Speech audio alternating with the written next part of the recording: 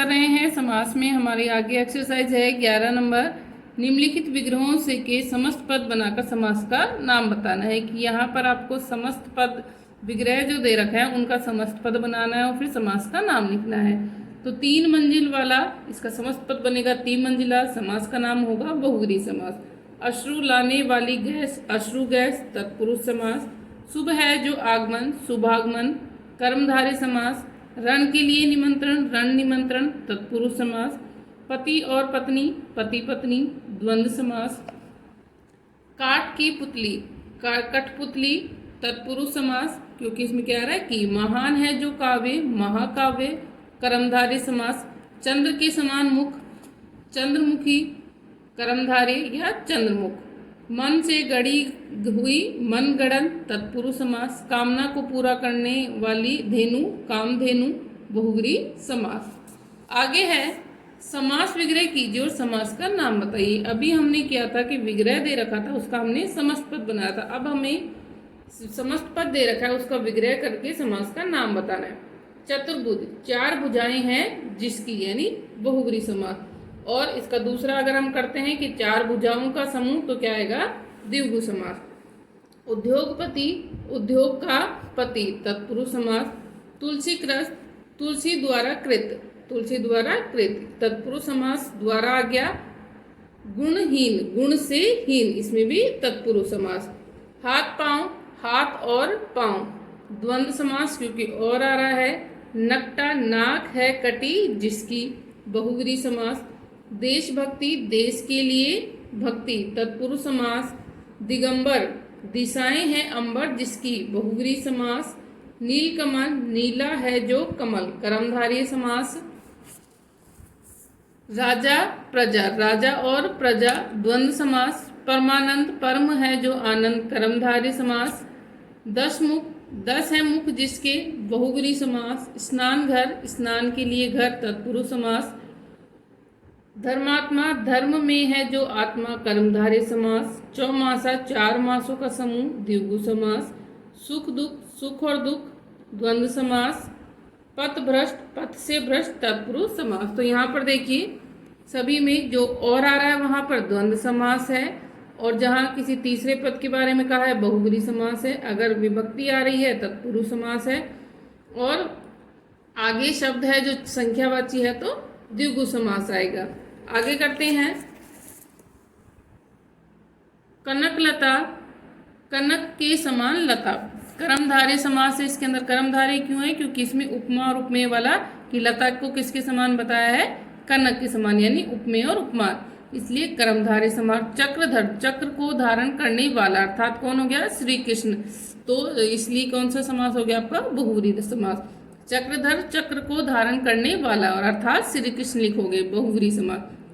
रोगग्रस्त रोग से ग्रस्त विभक्ति आ रही है इसलिए तत्पुरुष समास।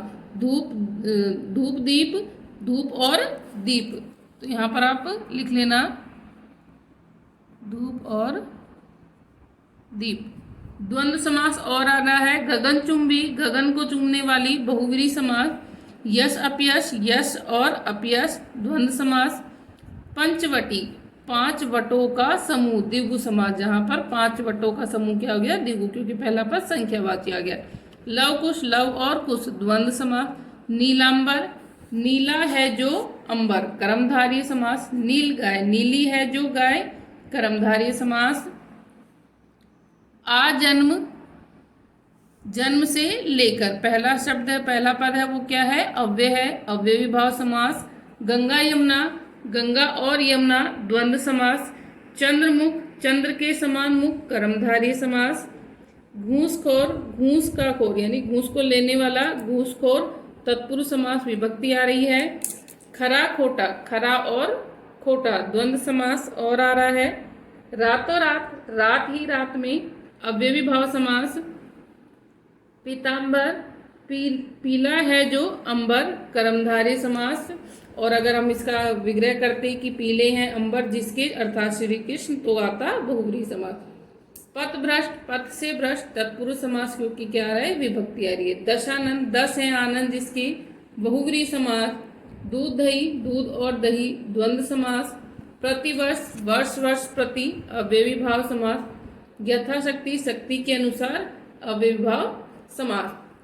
बाकी है आपके ये बाकी के बचे हुए, तो ये आप खुद करेंगे, जितना हो सके आपसे होते हैं आप करेंगे, बाकी मैं कल करवाऊंगी। Thank you.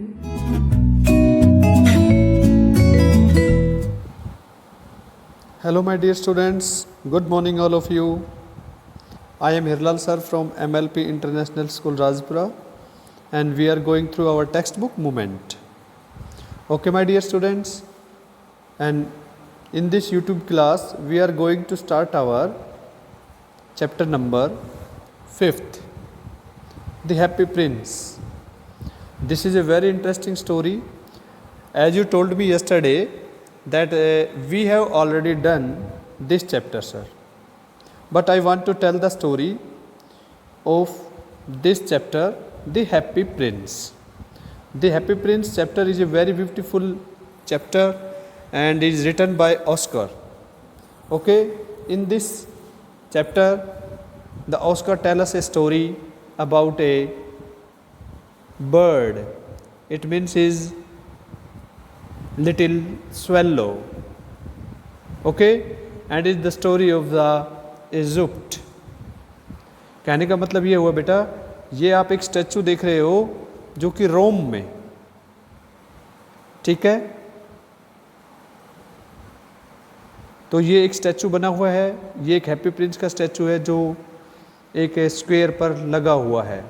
अच्छा, माइग्रेंट्स कुछ पक्षी की बात यहाँ पर हो रही है, तो ये एक चीज़ मैं आपको बता दूँ, ये एक लिटिल स्वेलो है बेटा, ठीक है। जैसे कहानी हमारी स्टार्ट होती है तो ये हैप्पी प्रिंस से स्टार्ट होती है कि भाई हैप्पी प्रिंस की एक स्टैचू बनी हुई होती है, वो वहाँ पर चौराहे पर उसकी एक स्टैचू जो लगी हुई होती है, और एक अबाबिल पक्षी नाम जो है वो इजिप्ट के लिए रवाना होता है, ठीक है, कि भाई मैं भी इजिप्ट जाऊँ। तो उसने मिस्र जाने की तैयारी वो कर लेता है, लेकिन यहाँ पर शाम हो जाती है, तो इसी शहर में ये इस स्टैचू के यहाँ पैरों के पास यहाँ पर रात बिताता है। तो स्टोरी में स्टार्ट होता है तो क्या होता है कि ये रात यहाँ पर बिताता है, आकाश बिल्कुल खुला हुआ होता है बेटा, is totally open sky, the is full starry, यानी तारे चमकते रहते हैं, लेकिन वो अपने ऊपर एक बूंद को क्रॉस देखता है कि बूंद गिर जाती है बेटा उसके ऊपर, यहाँ पर आता है there is not single cloud in the sky, ठीक है। तो उसके ऊपर बूंद गिरती है तो बड़ा हैरान होता है, फिर दूसरी बूंद गिरती तो देखता है, तो क्या देखता है बेटा वो ये देखता है कि हैप्पी प्रिंस की आंखों में से आंसू गिर रहे हैं, ठीक है। उसके जो गोल्डन चिक्स जो है वो बड़ा परेशान होता है। तो उसने बच्चा पूछा भाई कौन हो तुम, तो स्टैचू बोलता है कि भाई मैं हैप्पी प्रिंस था और मैं कभी नाराज़ नहीं हुआ, कभी दुखी नहीं हुआ, लेकिन अब मैं बड़ा उदास हूँ क्योंकि अब तक मैंने कभी किसी दुख को नहीं देखा है, और अब मैं जब यहाँ पर हूँ तो मैं देखा हूँ कि मेरे भाई जो शहर है उसमें काफ़ी लोग गरीब हैं, तो फिर ये मेरा सोना चांदी जो मेरे ऊपर लगाई है किस काम का। तो स्वेलो उससे कहता है कि बताओ क्या करूँ मैं। तो उसने क्या कहा, ये घटना पहले हमारे यहाँ पर स्टार्ट होती है, इस पर क्वेश्चन पूछा जा सकता है बेटा। यानी वो क्या देखता है, वो कहता है कि यहाँ से दूर, बहुत दूर, क्या कहता है, एक गरीब घर है, वहाँ उसकी खिड़की खुली हुई है जिसमें मैं एक औरत को टेबल पर बैठे हुए देख सकता हूँ, ठीक है बेटा। वो एक स्ट्रीम स्ट्रेसर दर्जिन है जो कि हाथ से कढ़ाई कर रही है कपड़ों पर, और उसने रानी का जो है उसका गाउन उसने तैयार करना है क्योंकि अगले दिन पार्टी होने वाली है जिसे उसे वो पहनना होता है। और वो इतनी गरीब है कि उसका बच्चा जो है वो उसको बुखार चढ़ रहा है, वो रो रहा है, वो पानी भी नहीं पिला सकती। तो वो कहता है क्या, तुम मेरी तलवार में से ये रूबी निकालो जो हत्थे में लगा हुआ है, और इसे आप निकाल के आप उसे दे आइए। तो इजिप्ट क्या कहता है कि भाई मुझे तो इजिप्ट में लिटिल स्वेलो कहता है मुझे तो इजिप्ट जाना है, I am waited for in Egypt swallow, और मेरे फ्रेंड्स वहाँ पर नील नदी के पास गए हुए हैं और मुझे वहाँ पर फ्लावर्स यानी लोटस जो कि फ्लावर है वहाँ पर मुझे जाना है। तो प्रिंस उससे बड़ा रिक्वेस्ट करता है बेटा, और कहता है तो भाई तुम मेरा ये काम तो करना ही पड़ेगा। तो उसने कहा कि ठीक है फिर उसके बाद तुम चले जाना। हैप्पी प्रिंस जो उदास हो जाता है और वहाँ पर ठंड पड़ने लग जाती है, इसलिए क्या करता है भाई वो कहता है कि भाई तू मेरा संदेशवाहक हो जा। तो वो मतलब कहने का मतलब बेटा वो पक्षी जो है वो मान जाता है। पक्षी मान जाता है तो वो उसका क्या करता है, ग्रेट रूबी प्रिंस की तलवार से लेता है और बेटा कैथेड्रल टावर होता हुआ फिर वो मार्बल स्कल्पचर और वो महल के पेश ऊपर होता है, महल के ऊपर जाता है तो डांसिंग ब्यूटी गर्ल जो है वो अपने लवर के साथ उसे देखती है और वो कह रही होगी मेरी ड्रेस तैयार हो गई होगी। फिर वो नदी पार करता है, लालटेन लेते हुए शिप्स वगैरह जो है वह देखता है और फिर वो वहाँ उसके पास पहुँच जाता है। और ये आप पिक्चर देखिए, ये पिक्चर आप लोगों के पास है। यानी ये इस ड्रेस को यानी एम्ब्रॉयडरी का होता है, हाथ की कढ़ाई जो करती है वो कर रही होती है। ये इसका बच्चा बुखार से लेट रहा है। तो बेटा ये जो रूबी जो है वो इसके टेबल पे रख देता है और इस पर उड़ता है और इस बच्चे को हवा करता है तो इसको थोड़ा सा रिलैक्स होता है और वो वापस आ जाता है और कहता है swallow swallow little swallow Prince will you stay me one night longer. बोला एक रात और रुक जाओ। फिर वो कहता है मुझे तो भाई इजिप्ट जाना है। फिर वो उसे रिक्वेस्ट करता है प्रिंस भाई एक रात और रुक जाओ। क्या कहता है भाई एक गैराट है जहाँ पर एक यंग आदमी जो है पेपर पर झुका हुआ है और वो क्या कर रहा है बेटा, कहता है कि भाई वो उसके बाल जो है वायलेट हो गए हैं और वो एक प्ले लिख रहा है डायरेक्टर के लिए और इस ठंड में वो प्ले लिख रहा है। उसके पास यानी उसकी जो बेटा जो आग जलाकर से सेका जाता है उसे गैरेट कहते हैं। कहता है उसमें कुछ भी नहीं है, एक काम करो आप, तुम आज रात रुक जाओ मेरे पास और ये जो है ना एक रूबी जो है उस यंग प्ले राइट्स को आप दे दो। तो वो कहता है alas I have no ruby, अब मेरे पास तो रूबी तो है नहीं। क्या कह रहा है हैप्पी प्रिंस ने कहा मेरी आँख में से आप एक रेयर सैफायर्स यानी मणि जो है उसे आप निकाल लो। तो ये वो उसको वो मणि निकालने के लिए कहता है।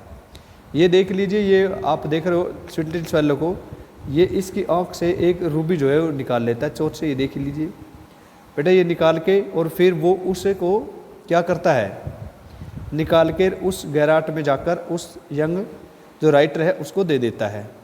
फिर दोबारा वो कहता है भाई मुझे तो एक स्क्वायर के ऊपर एक लड़की खड़ी हुई है, मैच बॉक्स बेच रही है और उसकी मैच बॉक्स सारी गटर में गिर गई है, उसका पापा उसे मारेगा। तो मैं काम करूँ मेरी ये दूसरी आँख जो है ये निकाल के उस लड़की को आप दे आओ। तो कहने का तात्पर्य क्या हुआ बेटा, वो उसकी दूसरी आँख में निकाल कर वो उस लड़की को दे आता है। ये देखिए, तो लिटिल गर्ल को देता है, वो हंसती हुई दौड़ती हुई अपने घर चली जाती है। Dear little swallow said prince, you tell me the marvellous thing, but the marvellous thing any more is suffering from men's and women's, there is no mystery so great. यानी वो वहाँ पर उनसे वो बात करता है। तो बेटा आज की वीडियो में इतना ही, नेक्स्ट वीडियो में फिर मिलते हैं। Thank you. Good morning students.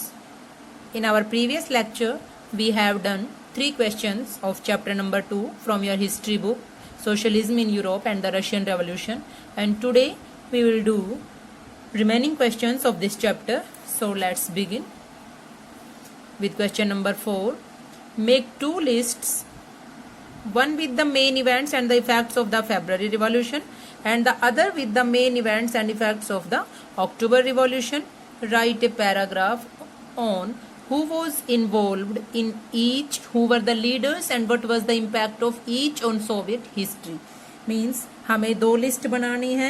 1 फरवरी में फरवरी क्रांति की मुख्य घटनाएं और प्रभाव लिखने हैं, वहाँ के इवेंट्स और इफेक्ट्स, और दूसरी सूची में अक्टूबर क्रांति की प्रमुख घटनाएं और प्रभावों के बारे में लिखना है। इसमें कौन लीडर्स थे and what was the impact of each, दोनों का क्या प्रभाव पड़ा सोवियत हिस्ट्री पे। So answer is events and effects of the February revolution. So there are some important dates of February during the February revolution. तो फरवरी revolution या फरवरी क्रांति के जो इवेंट्स एंड इफेक्ट्स थे उसके बारे में अब हम डिस्कस कर रहे हैं। तो आंसर हमारा स्टार्ट होता है ऑन 22 फरवरी 1917, 22 फरवरी 1917। ये इंपॉर्टेंट डेट थी। Lockout of A factory on the right bank effect, the workers of the 50 factories went on strike the next day.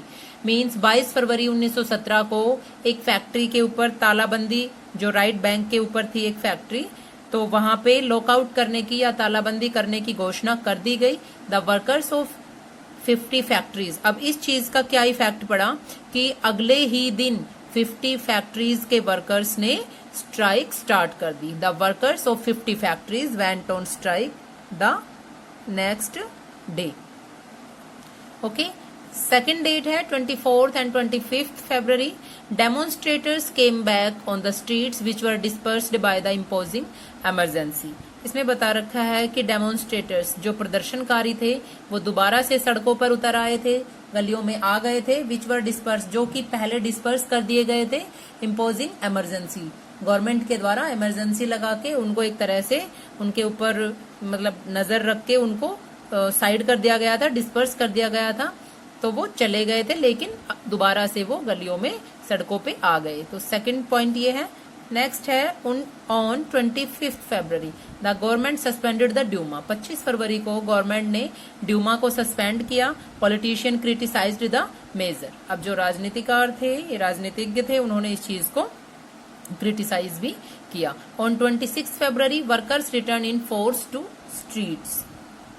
26 को बहुत बड़ी संख्या में डेमोन्स्ट्रेटर्स जो थे वो बाएं तट के इलाके में इकट्ठे हो गए। Workers return in force to street means workers जो थे वो दोबारा से सड़कों पे उतर आए और वो इकट्ठे हो गए। मींस अगले तारीख को अब हम देखते हैं 27 को क्या किया गया था। On 27 February workers ransacked the police headquarters. 27 तारीख को पुलिस मुख्यालयों पर, पुलिस हेडक्वार्टर्स पर हमला कर दिया गया, उनको तहस नहस कर दिया गया।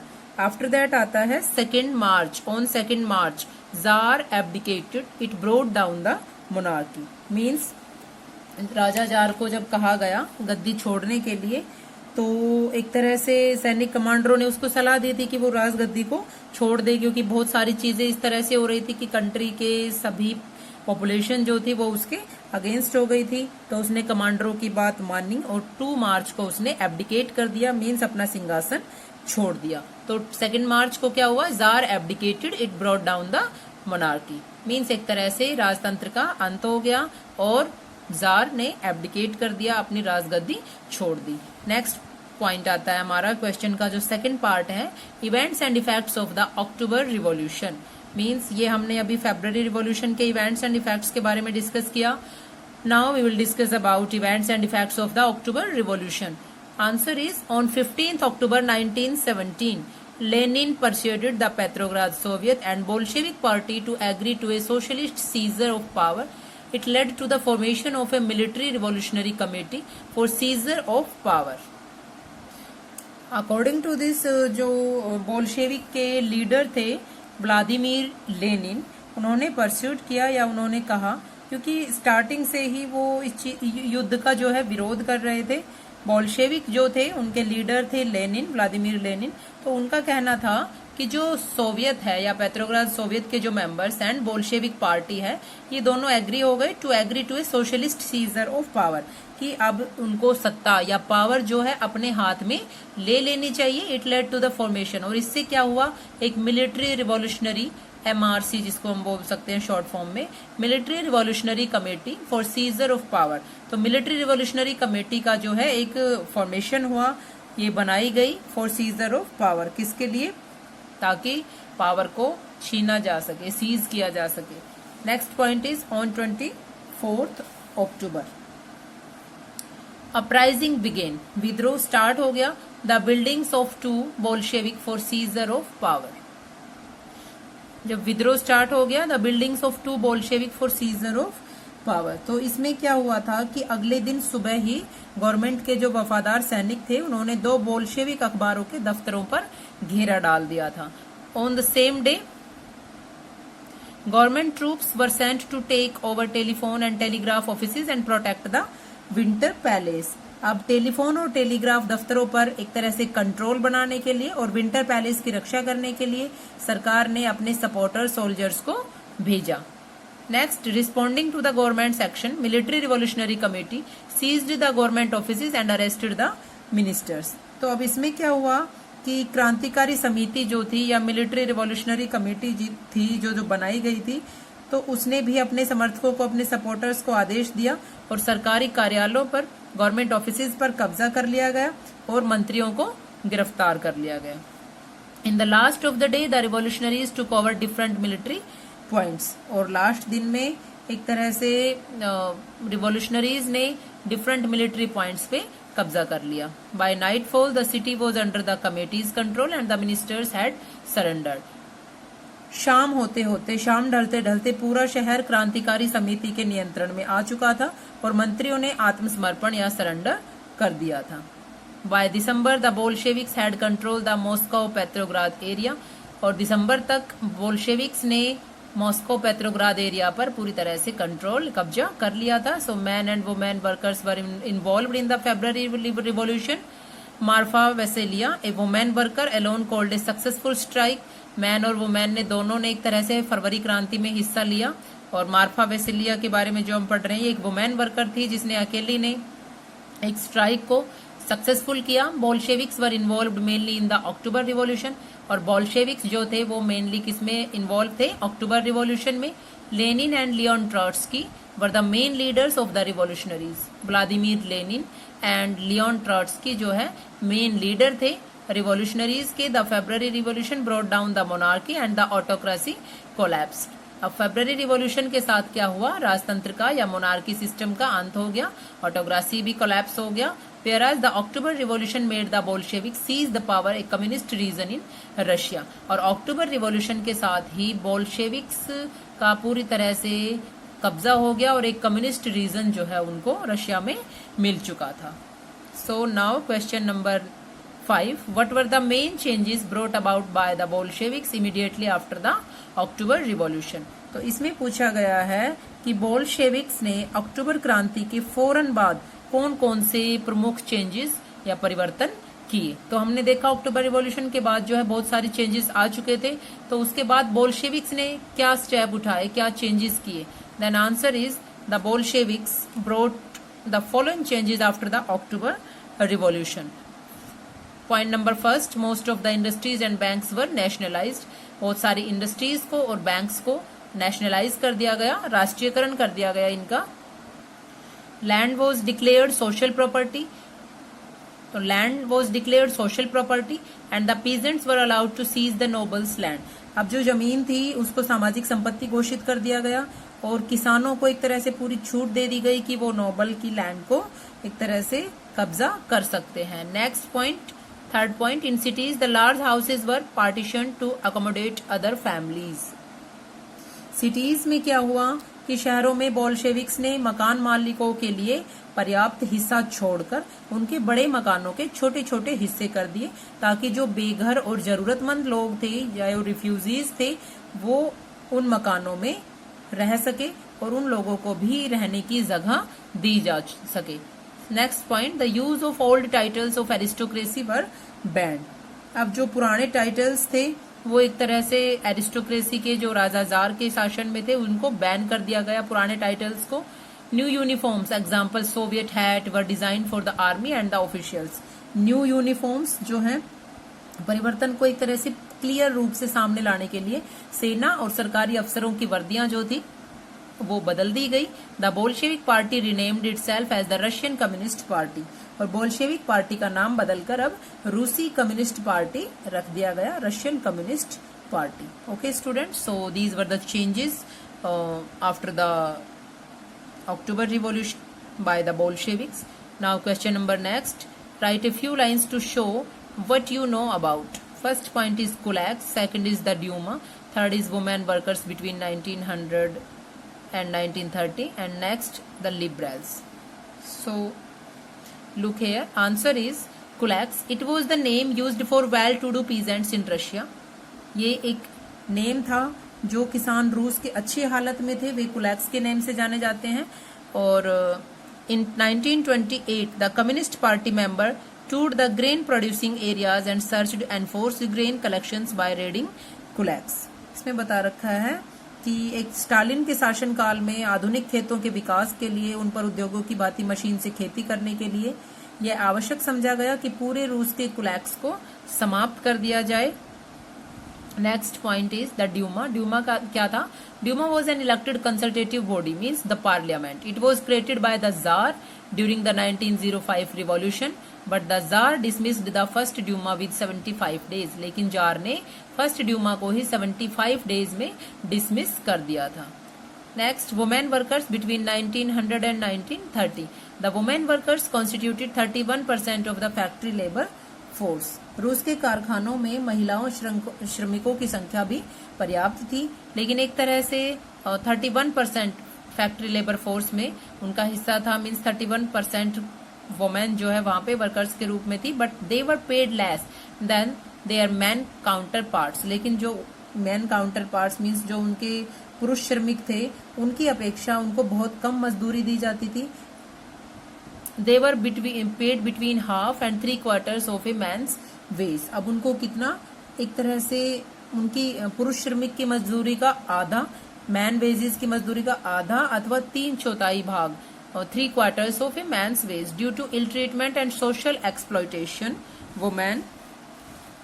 Women workers accompanied their man counterparts. अब एक तरह से महिला श्रमिक जो है अपने साथी पुरुष श्रमिकों के लिए प्रेरणा स्रोत बनी रहती थी, लेकिन एक तरह से उनके साथ अच्छा व्यवहार न होने के कारण और सोशल एक्सप्लॉयटेशन होने के कारण वुमेन वर्कर्स जो है बहुत ज्यादा परेशान रहती थी इस चीज से कि उनको भी बराबर का हिस्सा दिया जाए.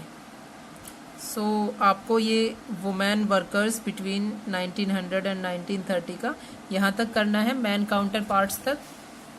Next is the liberals. Liberals belonged to one of the groups in Russia who favoured change in society. Liberals कौन थे? उदारवादी यूरोपीय समाज के वो लोग थे जो समाज को चेंज करना चाहते थे. Liberals belonged to one of the groups in Russia who favoured change in society. They wanted a secular state, for example nation which could tolerate all religions. वो चाहते थे कि एक ऐसे देश का निर्माण हो, एक ऐसा स्टेट चाहते थे जहां पे सभी धर्मों के लोग मिलजुल कर रहते हो, जो धार्मिक दृष्टि से सहनशील हो. They opposed the uncontrolled power of dynastic rulers. वो डायनेस्टिक रूलर्स के अनकंट्रोल्ड पावर के खिलाफ थे. They wanted to safeguard the rights of individuals against the government. सरकार के विरुद्ध वो इंडिविजुअल के राइट्स को सेव करना चाहते थे. They were in favour of a representative elected parliamentary government subject to laws interpreted by an independent judiciary. वो चाहते थे कि एक ऐसे पार्लियामेंट्री गवर्नमेंट चुनी जाए जो रिप्रेजेंटेटिव चुने खुद and subject to laws interpreted by an independent judiciary, जो एक स्वतंत्र न्यायपालिका के द्वारा चुनी जाए. But they were not democrats, so they did not favour universal franchise. लेकिन वो लोकतांत्रिक नहीं थे, लोकतंत्र में वो विश्वास नहीं रखते थे, इसलिए वो फेवर में नहीं थे यूनिवर्सल फ्रांचाइज के. For example right to vote to all citizens. Instead they favour that the man of property mainly should vote. अब वो चाहते थे कि जो मैन जो है, जिनके पास प्रॉपर्टी है, उन्हीं को वोट डालने का अधिकार दिया जाना चाहिए. They also did not favor the right to vote for women. और ना ही वो औरतों के लिए वोट, राइट टू वोट देने के अधिकार में थे. So students, your chapter is clear now and we have done 6 questions of NCERT exercise. So you have to do in your fair notebook these questions and learn also. Okay? Thank you students.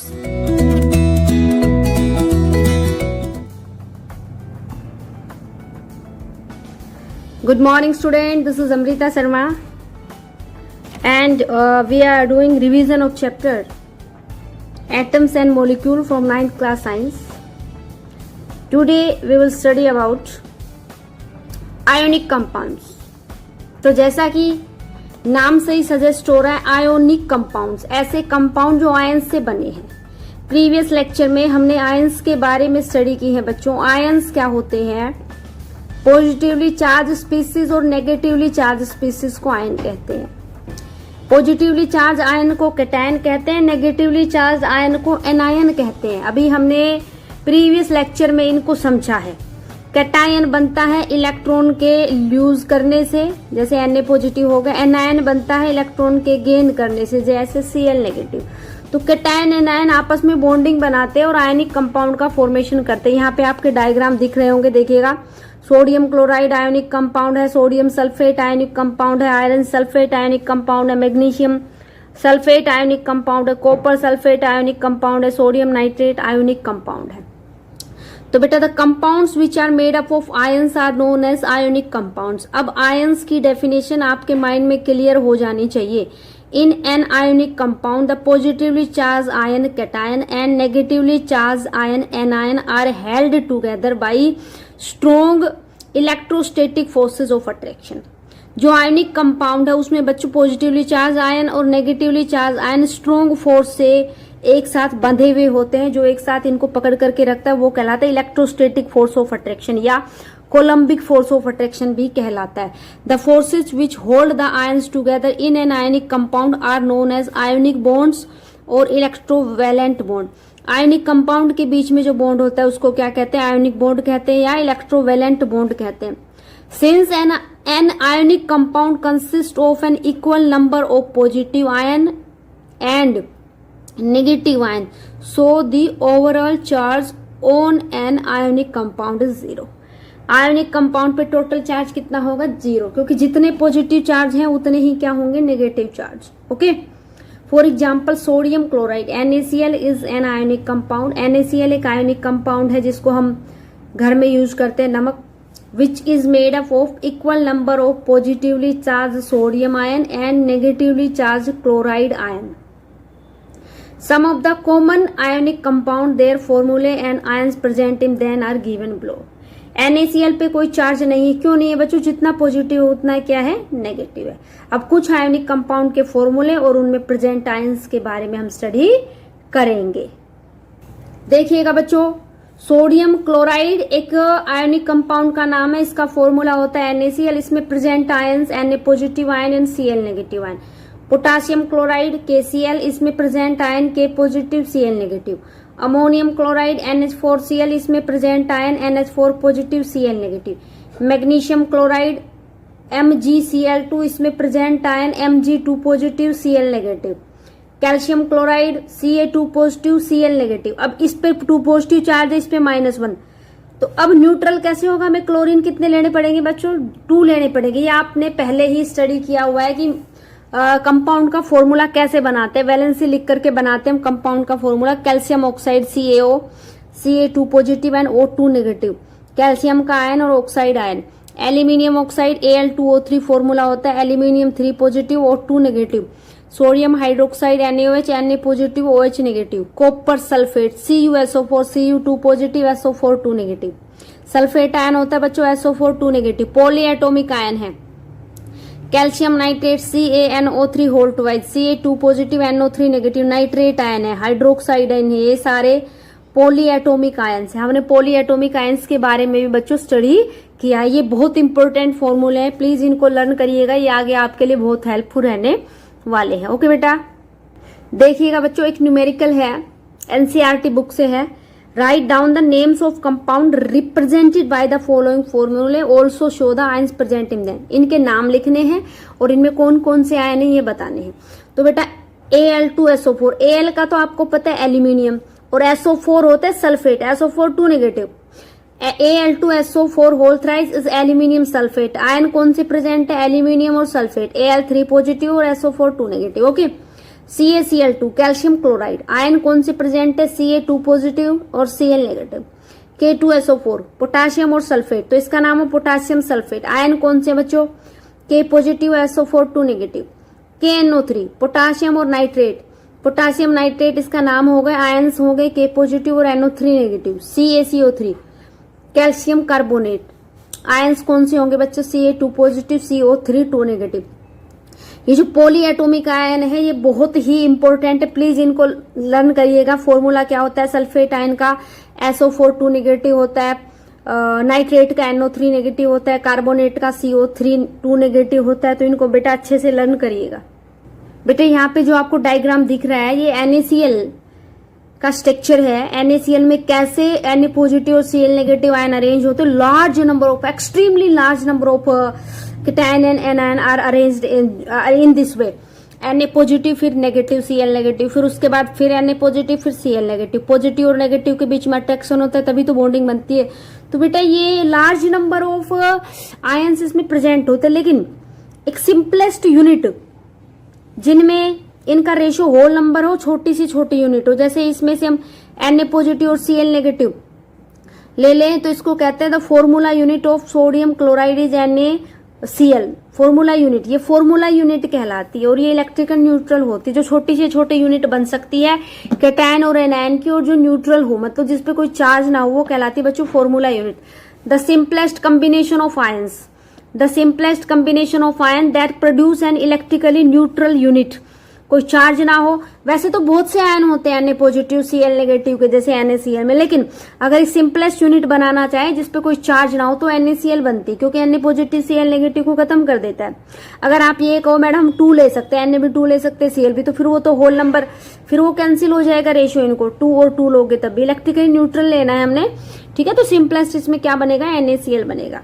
यहाँ देखिए तो यहाँ तो ये भी हो सकता है कि Na पॉजिटिव के कितने आयन, N आयन, और Cl नेगेटिव के कितने आयन, N। तो ये N और N ये तो कॉमन निकल जाएगा, क्या बचेगा, NaCl ही बचेगा। The simplest combination of ion that produce an electrically neutral unit is called formula unit of ionic compound. Formula unit क्या होती है बच्चों, सिंपलेस्ट यूनिट जो इलेक्ट्रिकली न्यूट्रल होती है वो क्या कहलाती है बेटा, फॉर्मूला यूनिट कहलाती है। और बेटा ये जो फॉर्मूला यूनिट होती है ना, इसका कुछ मास भी होता है, सोडियम का मास और क्लोरीन का मास हम जोड़ देंगे तो वो मास क्या कहलाता है, फॉर्मूला मास कहलाता है, फॉर्मूला यूनिट मास कहलाता है।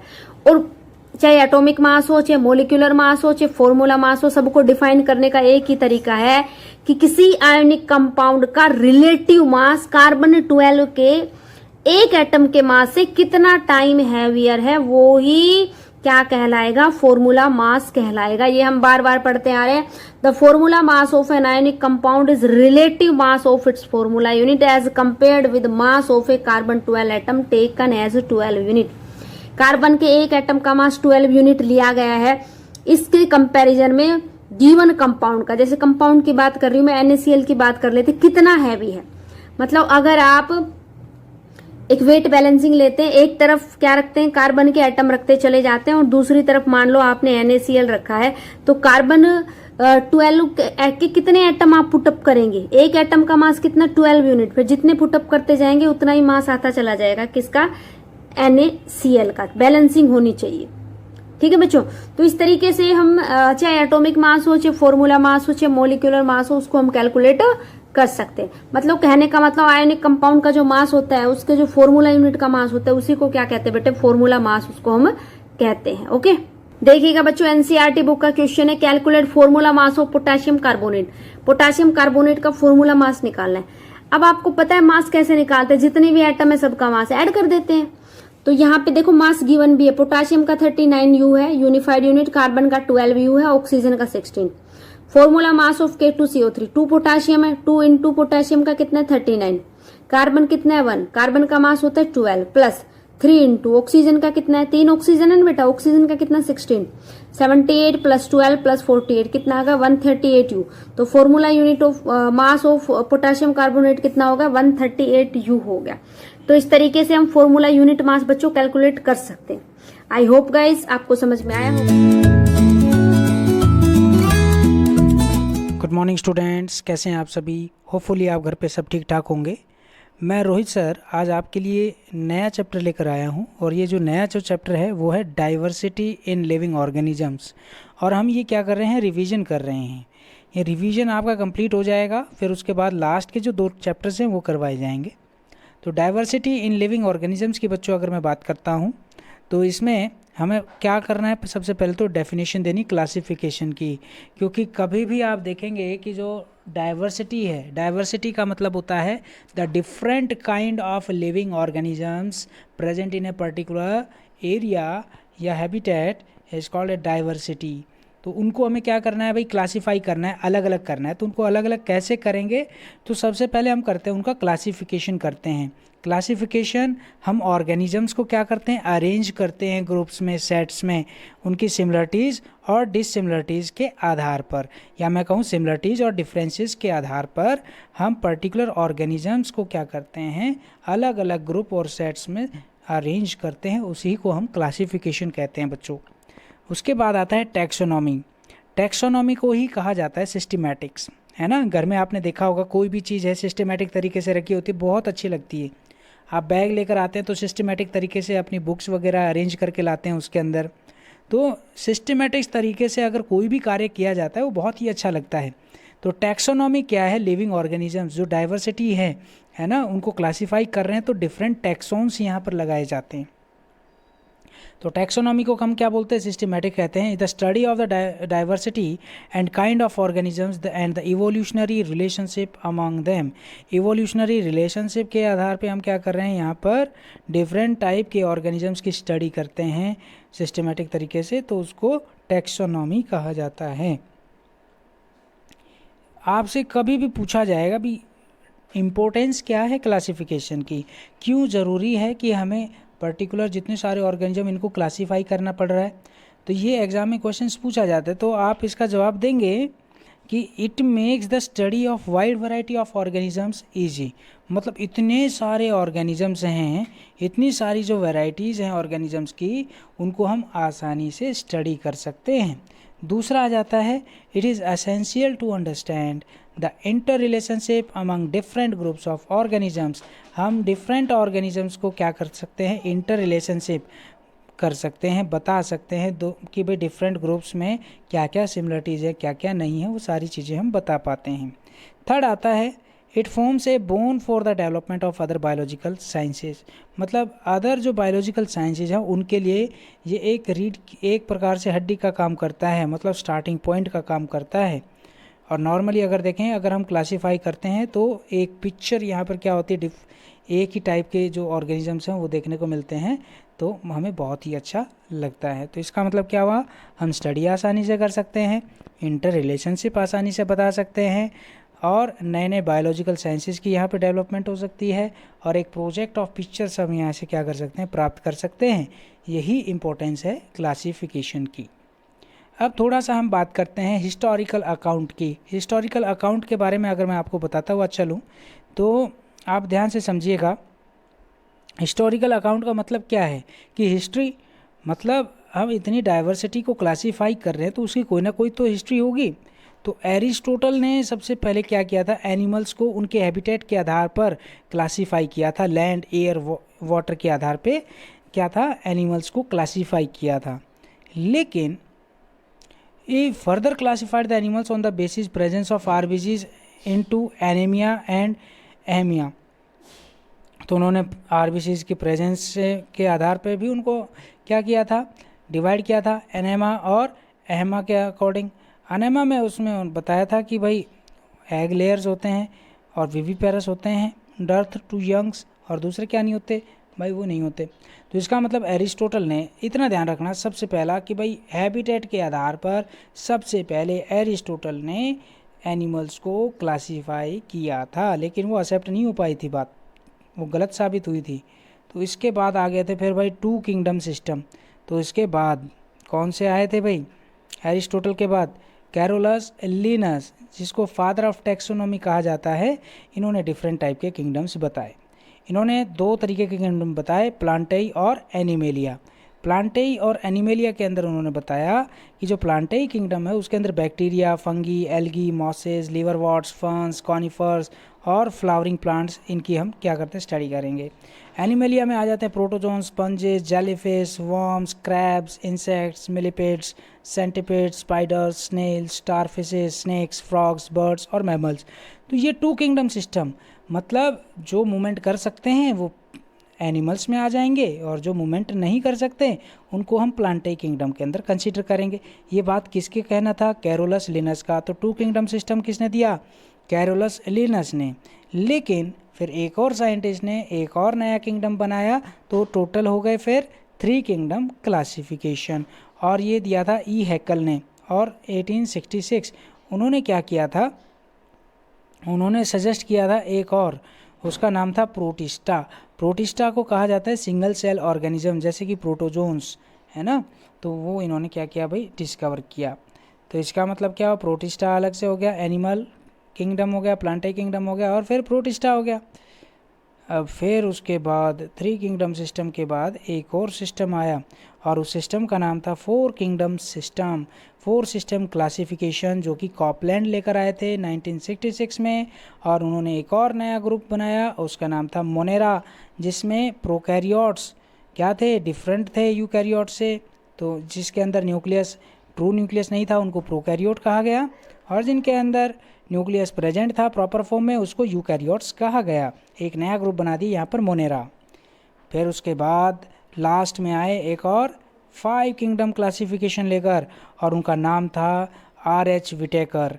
1969 में उन्होंने क्या किया कि fungi could not find a suitable place in either system of the classification, तो विटेकर ने क्या किया, फंगी को एक अलग से किंगडम बना डाला। तो इस प्रकार से 5 किंगडम हो गए बच्चों। वो 5 किंगडम कौन कौन से थे? 5 किंगडम थे, प्लांटेई, एनिमेलिया, फंगी, प्रोटिस्टा और मोनेरा। फर्दर क्या होती रही, स्टडीज चलती रही, और लास्ट में क्या बनकर आया, 6 किंगडम क्लासिफिकेशन। 6 किंगडम क्लासिफिकेशन के बारे में बताया था वूज, कैंडलर और विलेज ने 1990 के अंदर बताया। उन्होंने क्या किया, मोनेरा को डिवाइड कर दिया आर्के बैक्टीरिया और यू बैक्टीरिया के अंदर। मोनेरा को किस में डिवाइड कर दिया, आर्के बैक्टीरिया और यू बैक्टीरिया के अंदर। तो इस प्रकार से 6 किंगडम क्लासिफिकेशन हमें यहाँ से प्राप्त होते हैं। तो चलिए बच्चों, मैं आपको ये बता दूं कि आज जो हमने पढ़ा है, हमने आज बेसिक्स किया है कि हमें डाइवर्सिटी इन लिविंग ऑर्गेनिजम्स के बारे में स्टडी किया है, क्लासिफिकेशन क्यों करते हैं, इनका फ़ायदा क्या है, टैक्सोनॉमी क्या होता है, हिस्टोरिकल अकाउंट मैंने आपको बताया कि सबसे पहले किसने क्लासीफाई किया था एनिमल्स और प्लांट्स को, फिर उसके बाद 2 किंगडम सिस्टम कौन लेकर आया, है ना। 2 किंगडम सिस्टम कौन लेकर आया था, कैरोलस लिनस, जिसको फादर ऑफ टैक्सोनॉमी के नाम से भी जाना जाता है। फिर उसके बाद 3 किंगडम सिस्टम हैकल लेकर आए थे। फिर उसके बाद 4 किंगडम सिस्टम, है ना, फिर जो कोपलैंड लेकर आए थे 4 kingdom system, 5 kingdom system RH Whittaker लेकर आए थे, और 6 किंगडम सिस्टम लास्ट में वूज लेकर आए थे। तो इसका मतलब क्या हुआ, ये 6 यहाँ तक आपको जितना कराया गया है उतना ही आपको कम से कम 2 या 3 बार रिवाइज करना है। अगर कोई क्वेश्चन अगर आपको डाउटफुल लगता है या कोई टॉपिक डाउटफुल लगता है तो आप मेरे से संपर्क कर सकते हैं, और आपको डायरेक्ट क्या दिया जाएगा, आपको उसका सॉल्यूशन दिया जाएगा। तो कल मुलाकात करेंगे नए टॉपिक के साथ। आज के लिए इतना ही काफ़ी है। जय हिंद, जय भारत, नमस्कार।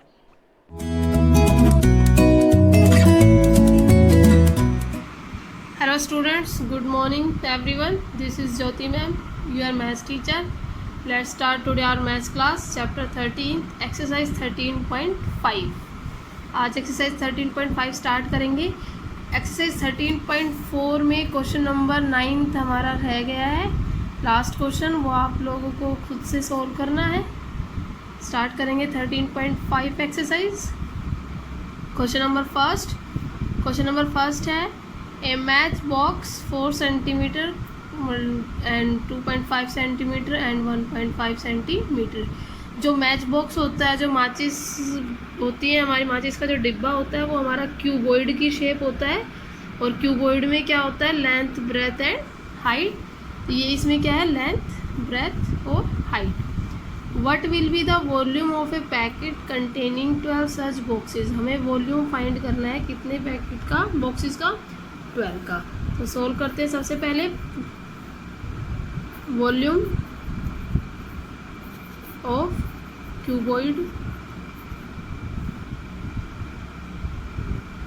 Cuboidal match box equals to में लेंथ, ब्रेथ इनटू में height. 4 centimetre multiply 2.5 centimetre multiply 1.5 centimetre. Solve करेंगे। 4 इंटू 25/10, 15/10। 5 5 जा 15, 5 2 जा 10, 5 3 जा 15, 5 2 जा 10, 2 2 जा 4 पे कैंसिल। हमारे पास क्या आ गया, 5 3 जा 15 सेंटीमीटर क्यूब। जो वॉल्यूम में यूनिट होती है वो हमारी क्यूब में होती है, तो ये सेंटीमीटर में हमें यूनिट गिवन है सेंटीमीटर, इसका मतलब सेंटीमीटर क्यूब आ जाएगा। ये हमारे पास किसका है, volume of first one box 15 centimetre cube है, हमें वॉल्यूम फाइंड करना है, volume of 12 boxes. 15 multiply by 12, multiply करेंगे 12 5 जा 60, 6 कैरी, 12 1 जा 1 और 6 18, 180 सेंटीमीटर क्यूब। तो 12 बॉक्सेस के लिए हमें कितने वॉल्यूम है, 12 बॉक्सेस के लिए कितना वॉल्यूम आएगा, 180 सेंटीमीटर क्यूब। नेक्स्ट क्वेश्चन है हमारा क्वेश्चन नंबर 2। एक cubical box water tank, cubical water tank है, is 6 metre long, 5 metre wide and 4.5 centimetre deep. How many litre of water can it hold, इसमें कितना पानी होल्ड हो सकता है इस टैंक में, वाटर टैंक में। तो सबसे पहले हमें वॉल्यूम ऑफ वाटर टैंक क्या होगा, length, breadth and height. Length 6 metre, breadth 5 metre and height 4.5 metre. 6 × 5 × 4 by 10, 5 2 जा 10, 2 3 जा 6, मल्टीप्लाई करने पर आ गया 3 5 जा 15, 3 4 जा 12 और 1 13, 335 मीटर क्यूब। अब हमें जो वाटर की क्वांटिटी निकालनी है वो लीटर में फाइंड करनी है। 1 मीटर क्यूब कितना गिवन है, 1000 लीटर। 135 मीटर क्यूब कितना हो जाएगा हमारे पास, 135 multiply by 1000, 135,000 litre. It means जो हमारे पास वाटर टैंक है उसमें कितना पानी होल्ड हो सकता है, 1,35,000 लीटर वाटर उस टैंक में आ सकता है। नेक्स्ट क्वेश्चन है हमारा क्वेश्चन नंबर 3। क्वेश्चन नंबर 3 है एक cuboidal vessel is 10 metre long and 8 metre wide. जो क्यूबॉइडल वेसल है वो 10 मीटर लॉन्ग है और 8 मीटर वाइड है। How many must it to be hold 300 cubic metre of a liquid. अब अगर उसमें जो वेसल है उसमें 300 क्यूबिक मीटर उसका वॉल्यूम गिवन है तो उसकी हाइट फाइंड करनी है। इसमें लेंथ ऑफ लेट बी